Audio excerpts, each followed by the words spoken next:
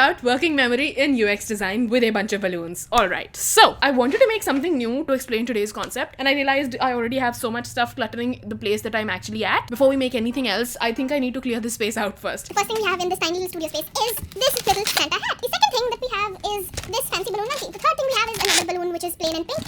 The fourth thing we have is a pink balloon which is actually round. This makes me look really weird, I know. The fifth thing we have is this weird dog. The sixth thing we have is this random red balloon. The seventh, wow, what's happening is exactly what working memory is. I'm going to explain in just a second. The sixth object we have is this weird balloon which some child drew on, trying to bring all of this to the other side. Wow, trying to bring all of this to the other side. The last object that I want to talk about, and this literally just fell apart in my hand because of the commotion that I'm causing right here. The next object that I have is this Christmas wreath, which should have gone perfectly, but look at this looks so cute. Alright, so while this may look like a chaotic mess, what I'm doing right now is very, very similar to what working memory feels like. Our hands can only hold a few balloons at once. Our brains can't hold the amount of information any random UI would expect us to hold, and working memories of every single person are limited to a certain amount, and it becomes really easy to overload your users with the amount of things that they need to handle, and it becomes really, really difficult to clear the chaos. The easiest thing in the world is to bring your user all of this information, all of this extra data, all of the messed up cache, all of the things that just can't be handled by one single person at once,